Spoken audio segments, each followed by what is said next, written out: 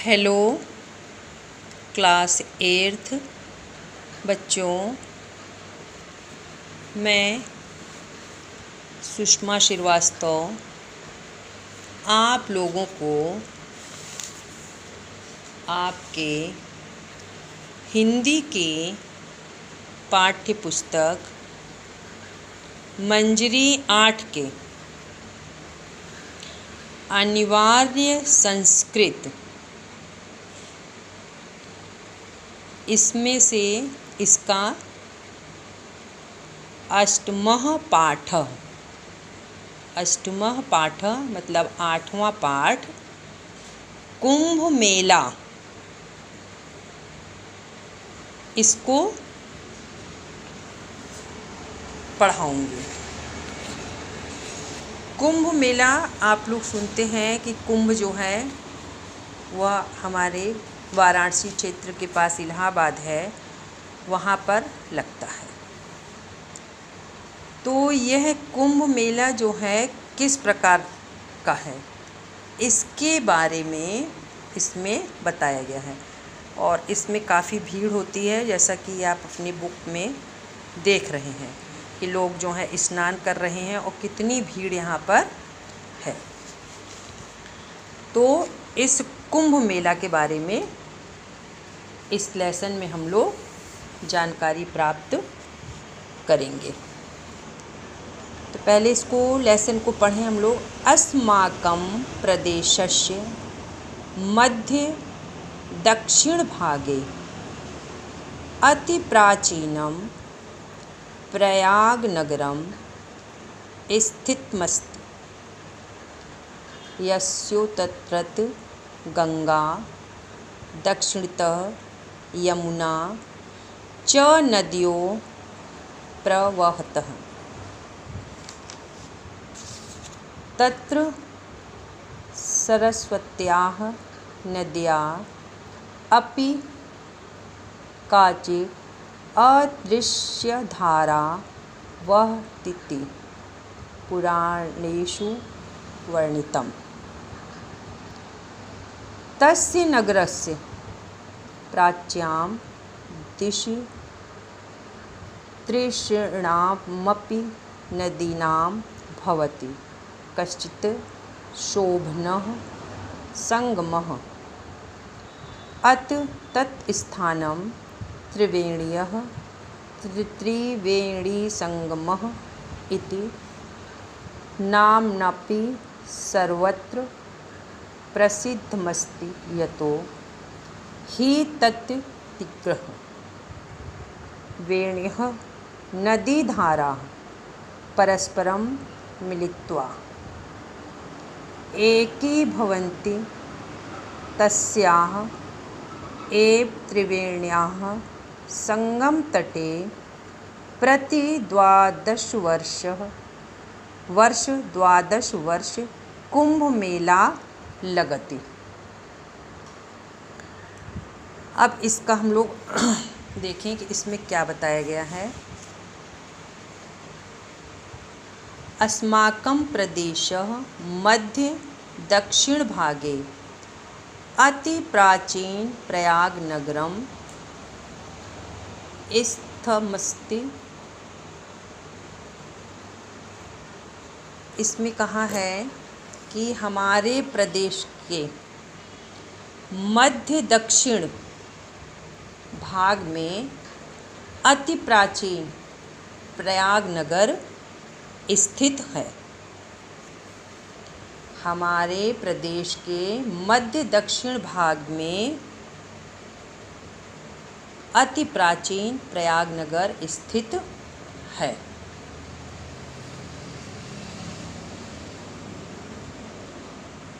यस्य तुरत गंगा दक्षिणतः यमुना च नदियों प्रवहति।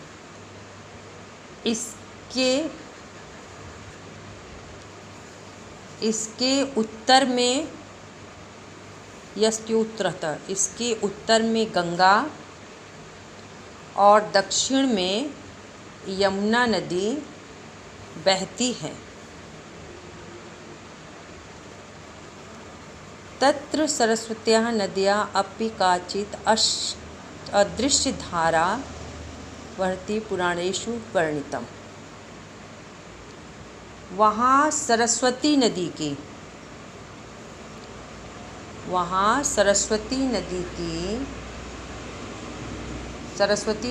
भी कोई अदृश्य धारा बहती है। सरस्वती नदी की भी कोई अदृश्य धारा बहती है, ऐसा पुराणों में वर्णित है। तस्य नगरस्य प्राच्यां दिशि उस नगर की पूर्व दिशा में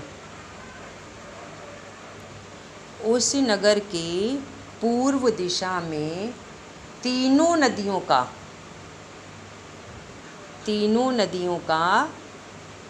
कोई संगम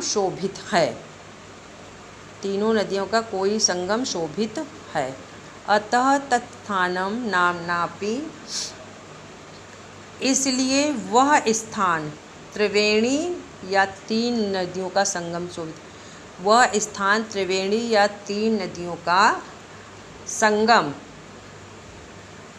है। इसलिए यह स्थान त्रिवेणी या तीन नदियों का संगम नाम से प्रसिद्ध है।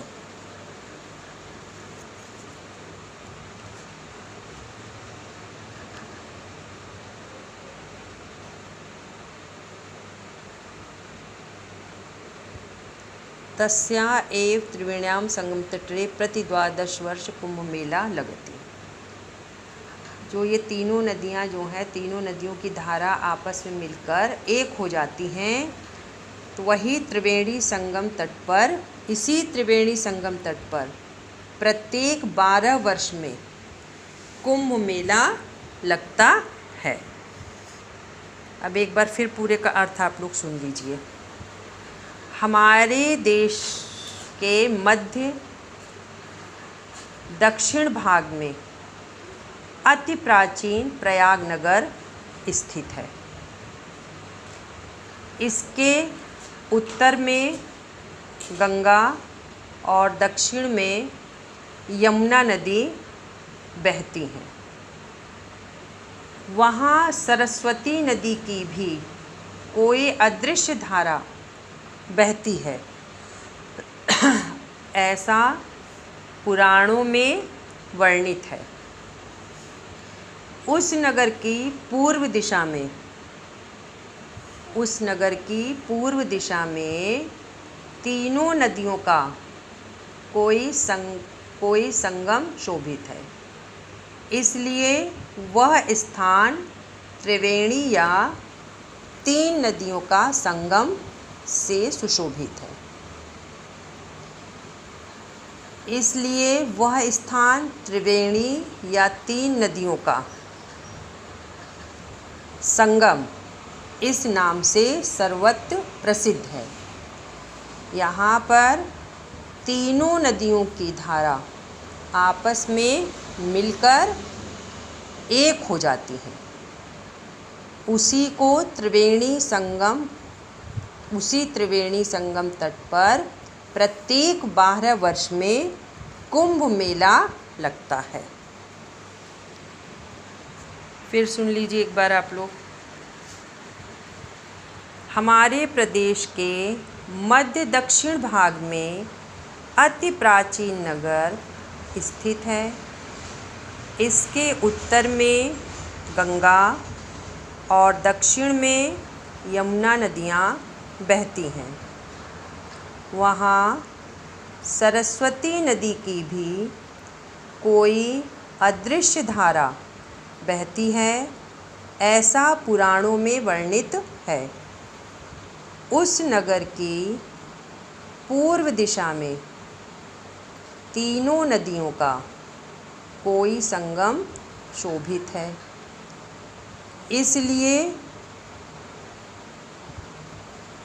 इसलिए वह स्थान त्रिवेणी या तीन नदियों का संगम इस नाम से सर्वत्र प्रसिद्ध है। यहाँ पर तीनों नदियों की धारा आपस में मिलकर एक हो जाती हैं। उनको ही त्रिवेणी संगम तट पर प्रत्येक 12 वर्ष में कुंभ मेला लगता है। अब आगे देखते हैं।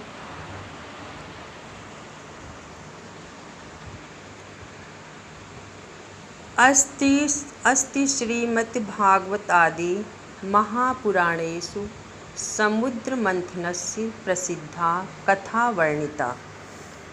पूर्व सतयुगे देवा दानवाश्च मिलित्वा समुद्रम् अमन्थन्। तस्मात् 14 रत्नानि उद्भवन्। तेषु सुवर्णकुम्भं हस्तयोः धृत्वा उत्पन्नः धन्वन्तरी अप्येकं रत्नम् आसीत्। तस्य कनककुम्भे अमृतमासीत्। श्रीविष्णोः आज्ञा तस्य वाहनं गरुडः तम् अमृतकुम्भम् अहरत्।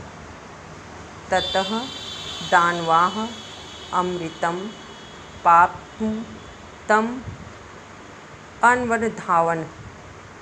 अनुगच्छतः तान् दानवान् परावर्तितुं गरुडः तैः सह 4 स्थानेषु युद्धम् अकरोत्।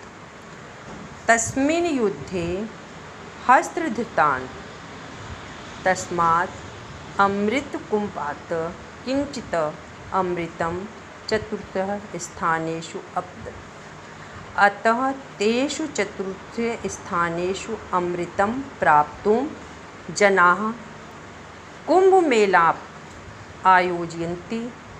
तानि 4 स्थानानि हरिद्वारं, प्रयागः, नासिकम्, उज्जैनं चेति सन्ति।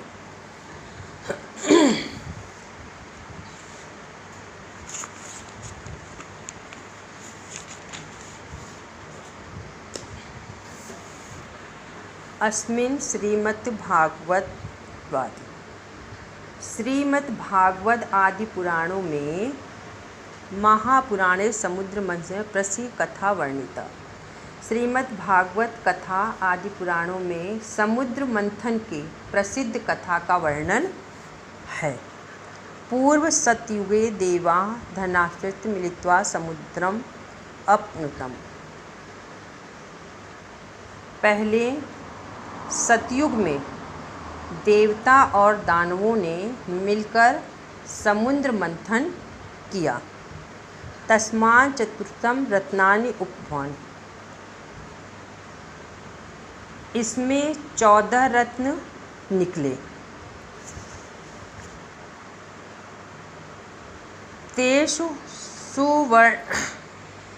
तेषु सुवर्णकुम्भं हस्तयोः त्वा उत्पन्नः धन्वन्तरी एकं रत्नम् आसीत्। 14 रत्न निकले। इनमें स्वर्ण कुंभ हाथ में लेकर उत्पन्न हुए धन्वन्तरी एक रत्न थे। तस्य कनक कुंभे अमृतासीत्। उस स्वर्ण कुंभ में अमृत था। श्री विष्णु आज्ञा है। तस्य वाहनम गरुड़ तप अमृत कुंभम अहरत। उसमें जो था अमृत था, तो श्री विष्णु की आज्ञा से उनका वाहन गरुड़ उस स्वर्ण कुंभ को हरकर ले चला। ततः दानवा अमृतम प्राप्तम तस्य अनुपासम ले चला। तो फिर क्या हुआ उसमें? इसके बाद दानव उस अमृत को प्राप्त करने के लिए उसके पीछे दौड़े। अनुगच्छतः तान् दानवा प्रत्यं गरुणः ते स चतुर्थस्थानेषु युद्धम अकरोत्। तो इसके बाद दानव उस अमृत को प्राप्त करने के लिए उसके पीछे दौड़े और पीछा करते हुए उन दानवों को लौटाने के लिए गरुड़ से उनका युद्ध हुआ। गरुड़ से उनका युद्ध हुआ।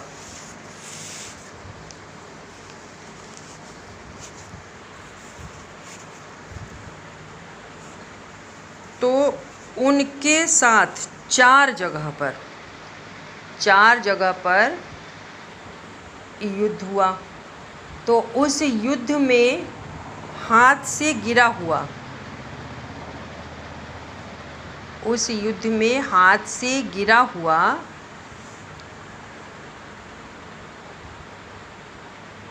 उस अमृत के घड़े से कुछ अमृत 4 स्थानों में गिर पड़ा। इसलिए उन 4 स्थानों में अमृत प्राप्त करने के लिए लोग कुंभ मेले का आयोजन करते हैं। और वे 4 स्थान हैं हरिद्वार, प्रयाग, नासिक और उज्जैन। वो 4 स्थान हरिद्वार, प्रयाग, नासिक और उज्जैन हैं। फिर एक बार सुन लीजिए।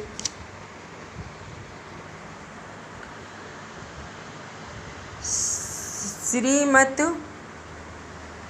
भागवत आदि महापुराणों में समुद्र मंथन की प्रसिद्ध कथा का वर्णन है। पहले सतयुग में देवता और दानवों ने मिलकर समुद्र मंथन किया। इसमें 14 रत्न निकले। इनमें स्वर्ण कुंभ हाथ में लेकर धन्वंतरी एक रत्न थे। उस स्वर्ण कुंभ में अमृत था। श्री विष्णु की आज्ञा से उनका वाहन गरुड़ उस स्वर्ण कुंभ को हर कर ले चला। इसके बाद दानव उस अमृत को प्राप्त करने के लिए उसके पीछे दौड़े।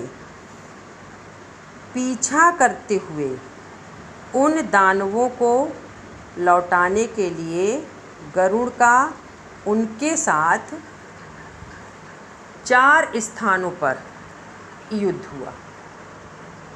उस स्थान में हाथ से गिरा उस अमृत के घड़े से कुछ अमृत 4 स्थानों पर गिर पड़ा। इसलिए इन चारों स्थानों में अमृत प्राप्त करने के लिए लोग कुंभ मेला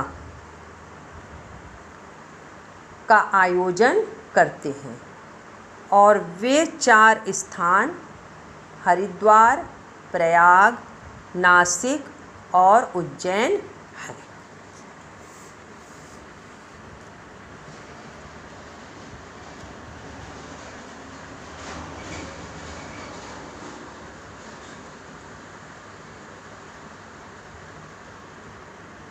प्रयागे त्रिवेणीतटे जना माघ मासे मकरगते रवो एकमासस्य कल्पवासं कर्तुं यद्यपि प्रतिवर्षम् आयन्ति तदापि प्रतिद्वादशवर्षं कुम्भपर्व प्रतिषष्ठं वर्ष च अर्धकुम्भपर्व इति नाम्ना प्रत्येता कुम्भमेला प्रचलति।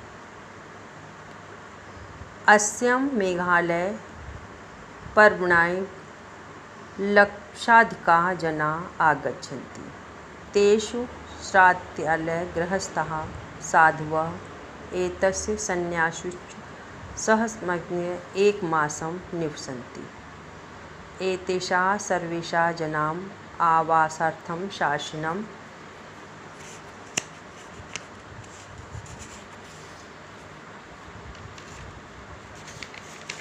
शासनं सर्वसुविधा सार्वजनिक सुविधा प्रदीयते। मेलाय व्यवस्थाय शासने एक पृथक विभाग एक स्थापित। अतः अत्र सत्यापि जनसमाजे कापि सुविधा असुरक्षा न भवति। तस्मात् इमं विश्वस्य प्रमुखं कुम्भमेला इति सर्वे जनाः आगन्तु। अब इसमें देखिए, यहाँ पे हमने देखा था प्रयागे त्रिवेणी तटे जना महामासे मकर संक्रांति। प्रयाग में लोग माघ के महीने में मकर संक्रांति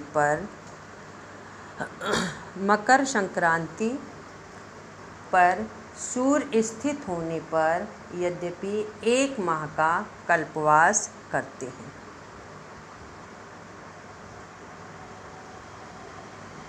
तब भी 12वें वर्ष में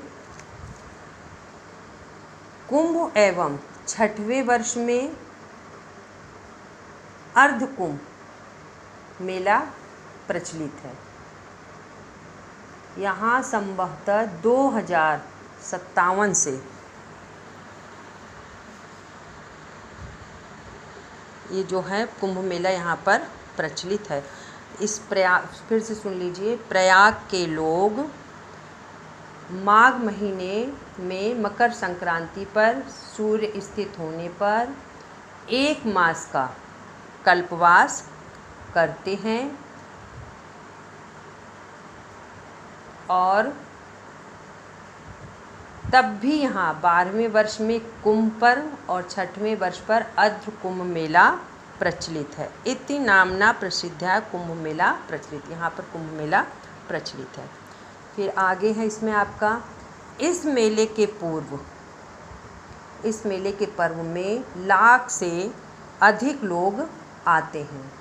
उनमें श्रद्धालु, गृहस्थ, साधु और यति हजारों लोग से ज़्यादा सन्यासी 1 मास तक निवास करके इन सब लोगों के आवास के लिए शासन सब प्रकार की सार्वजनिक सुविधाएं प्रदान करता है।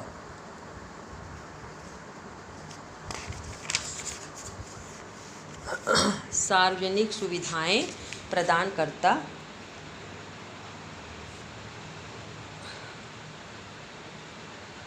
मेले की व्यवस्था के लिए शासन में एक पृथक विभाग भी स्थापित किया जाता है। इसलिए यहाँ मनुष्यों की भीड़ के लिए कोई असुविधा और असुरक्षा नहीं होती।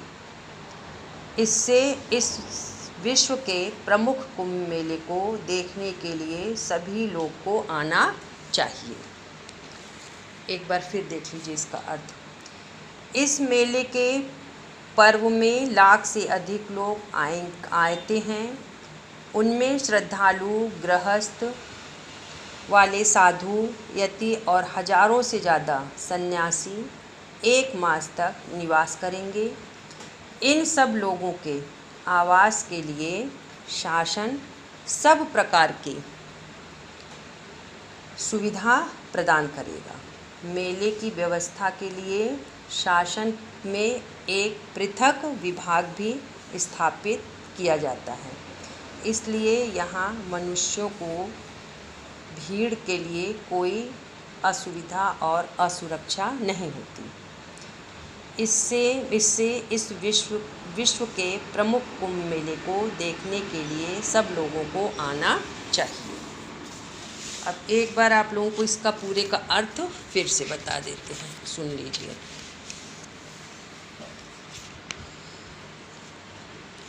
हमारे प्रदेश के मध्य दक्षिण भाग में अति प्राचीन प्रयाग नगर स्थित है। इसके उत्तर में गंगा और दक्षिण में यमुना नदियाँ बहती हैं।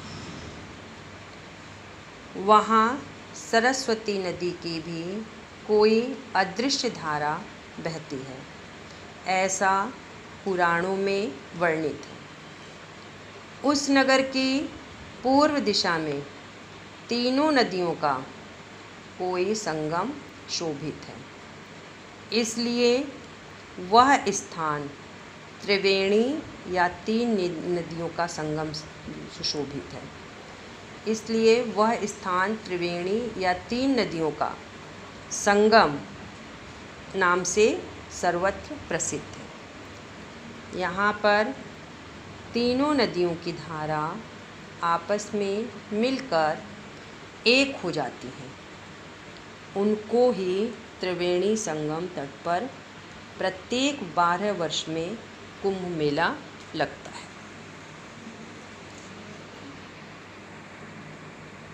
श्रीमद् भागवत आदि महापुराणों में समुद्र मंथन की प्रसिद्ध कथा का वर्णन है।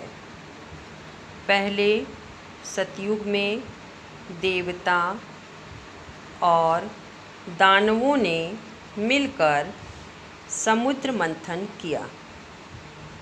इसमें 14 रत्न निकले। इनमें स्वर्ण कुंभ हाथ में लेकर उत्पन्न हुए धन्वंतरी भी एक रत्न थे। उस स्वर्ण कुंभ में अमृत था। श्री विष्णु की आज्ञा से उनका वाहन गरुड़ उस स्वर्ण कुंभ को हर ले गया। इसके बाद दानव उस अमृत को प्राप्त करने के लिए उसके पीछे दौड़े। पीछा करते हुए उन दानवों को लौटाने के लिए गरुड़ का उनके साथ 4 बार युद्ध हुआ। 4 बार युद्ध हुआ। स्थानों पर उस युद्ध में हाथ से गिरा उस अमृत के घड़े से कुछ अमृत 4 स्थानों में गिर पड़ा। इसलिए उन 4 स्थानों से अमृत प्राप्त करने के लिए लोग कुंभ मेले का आयोजन करते हैं। ये 4 स्थान हरिद्वार, नासिक, प्रयाग, उज्जैन हैं। प्रयाग में लोग माघ महीने में मकर राशि पर सूर्य स्थित होने पर यद्यपि 1 मास का कल्पवास का संकल्प लेकर आवास करने के लिए आते हैं। तब भी 12वें वर्ष में कुंभ एवं 6ठे वर्ष में अर्ध कुंभ मेला प्रचलित है।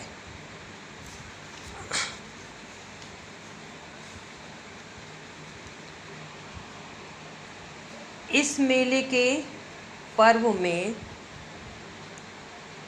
लाख से अधिक लोग आएंगे। उनमें श्रद्धालु, गृहस्थ वाले, साधु, यति और हजारों से ज़्यादा सन्यासी 1 मास तक निवास करेंगे। इन सब लोगों के आवास के लिए शासन सब प्रकार की सार्वजनिक सुविधाएं प्रदान करेगा।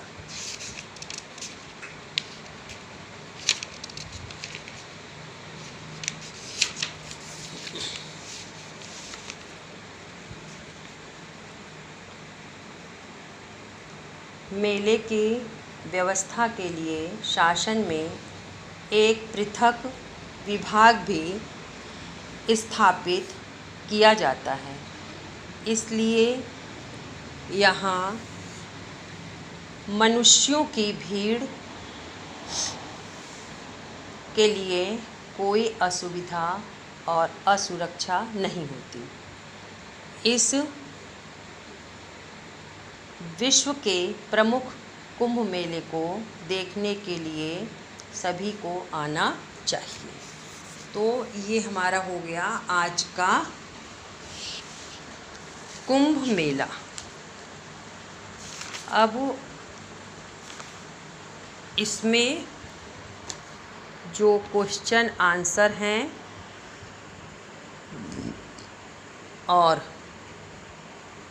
शब्द अर्थ हैं उनको बता दें आपको। अदृश्य धारा, विलुप्त धारा, दिशि दिशा में, अमथन मंथन किए, धृत्वा धारण कर, कनक कुंभे सोने के कलश में, परावर्तितुम लौटाने के लिए, मकर गते मकर राशि पर स्थित होने पर, कल्पवासम संगम क्षेत्र में ही नियम पूर्वक रहने का संकल्प लेकर निवास करना, प्रथा प्रसिद्ध सत्यपि होने पर और जन संवर्ते लोगों की भीड़। ये हो गया आपका। अब उसके बाद हमारा आता है एक पद में उत्तर। संगम तटे प्रतिवर्ष कालगति, संगम तटे प्रतिवर्ष कालगति, तो इसमें लिखेंगे कुंभ मेला। सुवर्ण कुंभम हस्त्योद्धृता क उत्पन्न, धन्वंतरी, इसमें लिखेंगे धन्वंतरी। कनक कुंभे किम आसीत्, अमृतम। कल्पवासम कर्तुजना कस्मिन् मासे आगच्छति, माघ मासे। तो पहले में भरेंगे कुंभ मेला, दूसरे में धन्वंतरी, तीसरे में अमृतम और चौथे में माघ मासे। फिर है एक वाक्य में उत्तर दें। समुद्र मंथनस्य प्रसिद्धा कथा कुत्र वर्णित, समुद्र प्रसिद्धा कथा कुत्र वर्णित। उत्तर में लिखेंगे समुद्र मंथनस्य प्रसिद्धा कथा श्रीमद्भागवत महापुराणे। श्री किसमें वर्णित है, तो इसमें देखिए हमारे इसमें दिया है कि भागवत और महापुराणों में वर्णित है। इसकी कथा जो है ये दिया हुआ है, श्रीमद्भागवते पुराणे कथा समुद्र मत्स्य अति प्रसिद्धम। फिर है हमारा दूसरा है सतयुग के मिलित्वा समुद्र अपमितम। सतयुग के मिलित्वा सतयुगे देवा दानवश्च मिलित्वा समुद्रतम अमथनम, उन्होंने किया। फिर है त्रिवेणी तटे जना कदा कल्पवासम कर्तुम, त्रिवेणी तटे जना माघ मासे कल्पवासम कर्तुम आगच्छति। फिर का दृष्टम सर्वे जना प्रयते, तो विश्वस्य प्रमुखाम कुंभ मेला दृष्टि सर्वे जना प्रयोगे आगच्छता।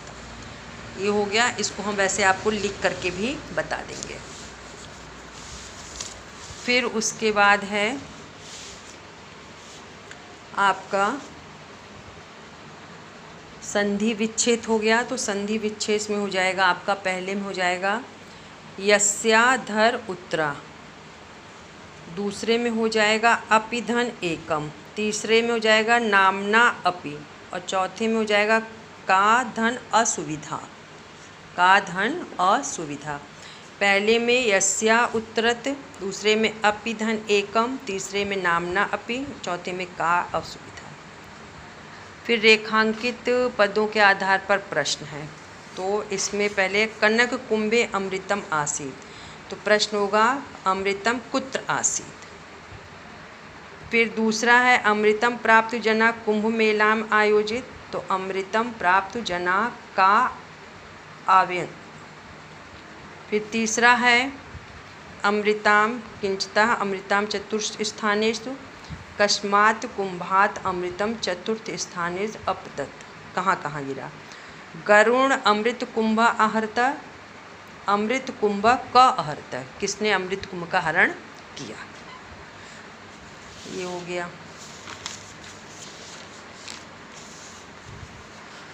फिर अगला है संस्कृत में अनुवाद करिए। नगर की पूर्व दिशा में नदियों का संगम है। नगरस्य प्राच्यां दिशि नदीनां संगमः अस्ति। नगरस्य प्राच्यां दिशि नदीनां संगमः अस्ति।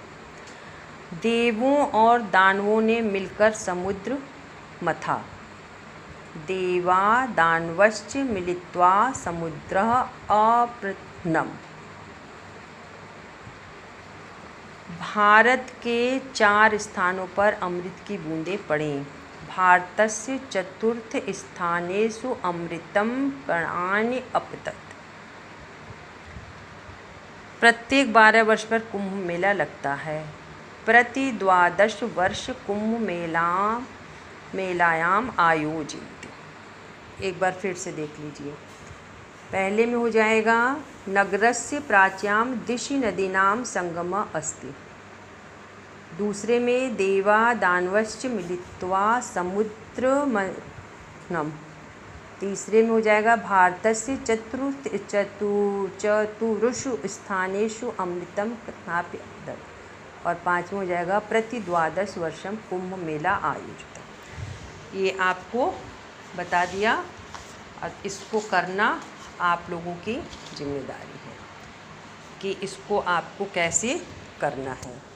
अब ये आपका था कुंभ मेला। ये पाठ आप लोगों को बता दिया गया है। पूरा इसका अर्थ भी समझा दिए हैं, क्वेश्चन आंसर भी करवा दिए हैं। और बार बार आप लोगों से यही कहते हैं कि जो आप लोगों की समझ में ना आए उसको पुनः पूछने का प्रयास कर लिया करिए।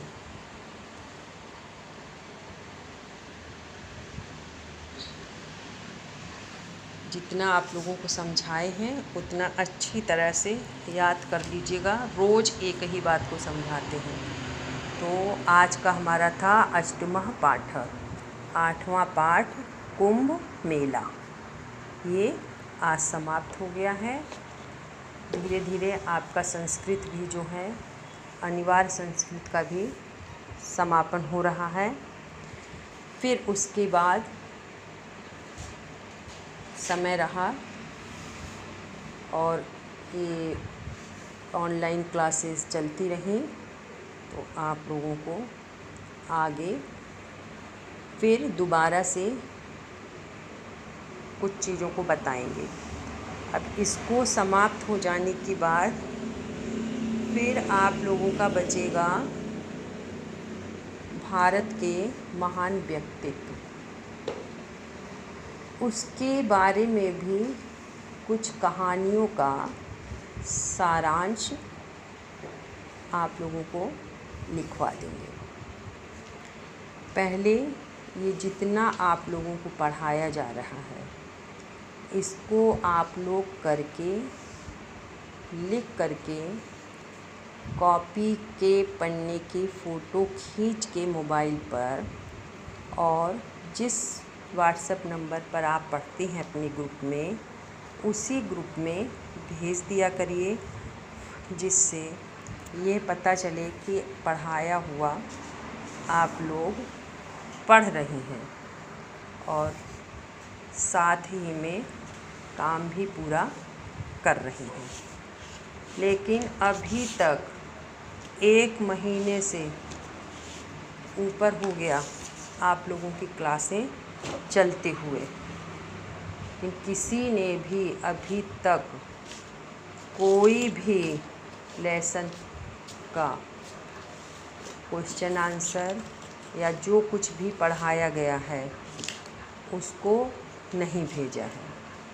तो बार बार आप लोगों से यही कहा जा रहा है कि जितना कुछ आप लोगों को पढ़ाया जा रहा है उसको कॉपी में लिखकर उसकी फ़ोटो खींचकर जिस व्हाट्सएप नंबर से आप पढ़ रही हैं उस पे भेजा करिए, जिससे ये पता हो कि आप लोग काम को कर रहे हैं।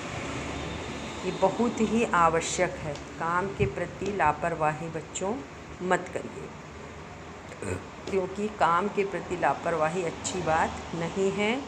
अब आप लोग 8th में हैं, आप लोगों को बहुत कुछ समझा दिया गया है, तो बहुत अच्छी तरह से अपने कार्य को संपन्न करिए और जितना बताया गया है उसका फ़ोटो कॉपी करके खींच करके व्हाट्सएप भेजिए, जिससे यह देखा जा सके कि आपने जो किया है वो सही है या नहीं सही है।